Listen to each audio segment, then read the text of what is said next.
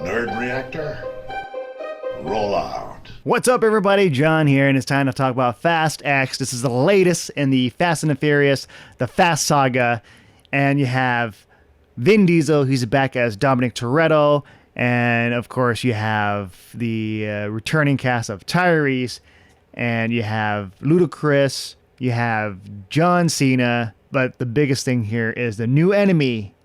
You have Jason Momoa as Dante Reyes, Dante Ashante, where he says in the trailer. And he is a character that's newly introduced here.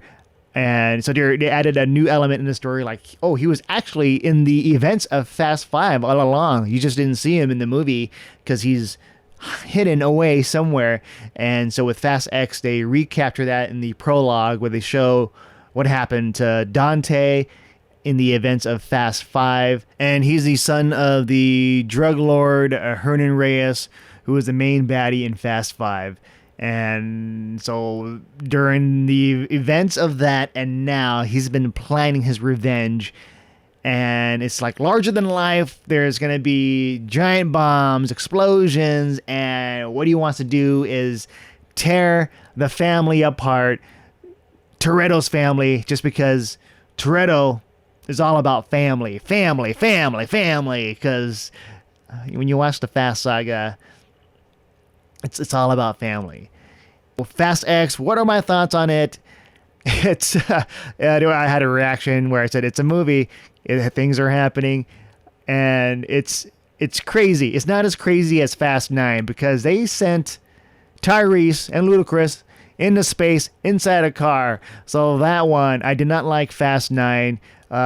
Just like top of my mind, the whole, all the soldiers are surrounding Tyrese's character with weapons drawn, shooting at him, and they all miss. That was terrible. And then the vehicle falling on Tyrese, and he pops back out like nothing happened. Like, oh. So in this movie, they poke fun of just the movies and where they're headed, especially with Alan Ritchson's character. And Alan Ritchson plays the leader of the agency that was formerly led by Mr. Nobody, played by Kurt Russell. And here, Alan, even he makes fun of how, oh yeah, you gotta follow these guys. Like they first started off as street racers and then thieves from humble beginnings. But then later on, they're able to do all these things from a single car that defies gravity, that defies logic. So the movie is self-aware of how ridiculous the franchise is. And I think that's why, out of all the characters, Jason Momoa is the best. Like, he's having fun with this as the villain. And it's like the character knows he's in a silly movie. And so he's very flamboyant. He's very out there and having a blast. It's kind of like the Joker version of the Fast and Furious franchise, except the Joker really isn't about revenge, while Jason Momoa's character is all about revenge. But he's out there. He goes crazy because there are parts where his interactions with people are hilarious and morbid. So it's dark humor, dark comedy. And I think he's the best part. There are some parts where it's cringy. And it's intentional, but sometimes it feels like it's unintentional just because what are you trying to do? But the whole movie, like, there's special effects, there's explosions and all that. And I'm trying to think of like the one action scene that really stood out. I'm like floored by or wowed by. But I just felt like if you've seen one Fast and Furious movie, you've seen them all in terms of action. Like, there's no weight to it. It just feels fake. It's all CG most of the time, like flying cars. It's just something. It just feels like a cartoon. It feels like a silly symphony. And if you're enjoying the new movies with all that, that's great. You're going to enjoy this too. You're going to have a fun time. You're going to have a blast. And I think for me, my favorite of the series, like, I still like the first Fast and Furious movie, and my favorite is Fast 5 because that was a movie that was headed to something bigger, especially when you had The Rock in it, and it became more of like an action spectacle, but it still feels like grounded, like this could happen, where it's not too crazy. So somewhere in the middle. And then they go from like building to building in a car and then going into space. And this one, in the trailer, you've seen the trailer. If you watch the trailer, there's one where Vin Diesel is in the car and he goes down the dam with explosions behind him. So that's like you're trying to show off that one as a big spectacle. And so, yeah, that's all there. That all happens. And the characters, it's it's the same cast again. And if you like seeing them here, you're gonna enjoy them. But Tyrese and Ludacris, they have a subplot where they're arguing against each other, they're hating on each other because Tyrese wants to be a leader now, and Ludacris is always giving him crap. So there's that rivalry. And then you also have the return of John Cena. And I think I like John Cena in this one more than I did in Fast 9.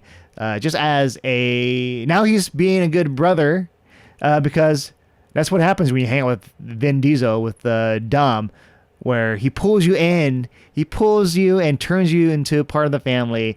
But John Cena is his character is the brother of Dom.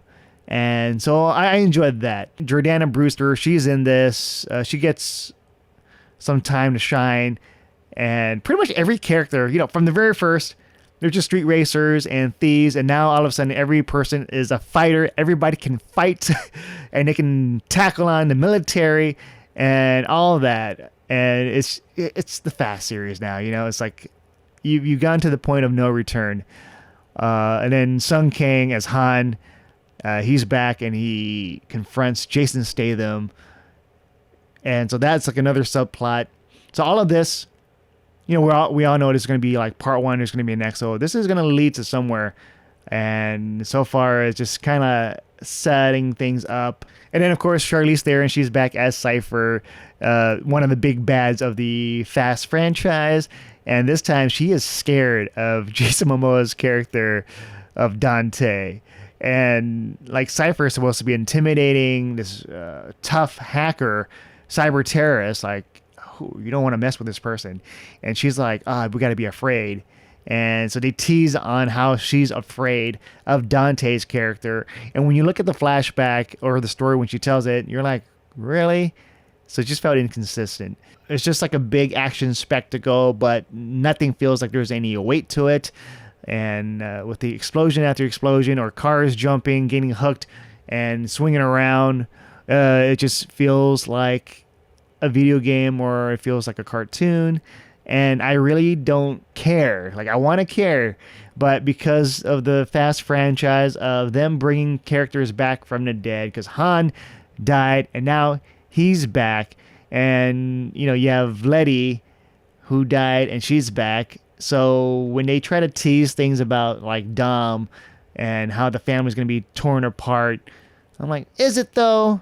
But yeah, there just aren't any stakes because everything just feels like a cartoon, and cars can just flip around and tumble and fly around, and you just come out, you dust yourself off. But yeah, it's just one of those movies you really have to check your brain at the door. Take your brain out, leave it out there. But it's still hard. It is so hard. Yeah, it's just the type of movie that this was once a street race movie that transformed into something else. So if it transformed into something loony, so something crazy at the beginning, maybe that could have been it. But yeah, that's why there's going to be like fans of the old school, fans of the new.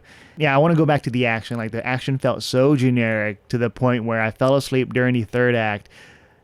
It's just this mind-numbingly just cars hitting each other, explosions, and all that. So nothing like special just came out of it. Like, you can have cool action sequences back to back to back where it just gets better and better, because there are movies that have done that, like John Wick.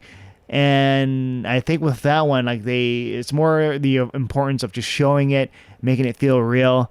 And with this franchise, I wish they would just have more of that, like just doing these cool sequences, make it feel like it's real. You don't have to go. You can still try to go big, but don't make it where it just feels like it's too impossible. When you're like, come on, this is just BS. Oh, I do want to talk about Vin Diesel.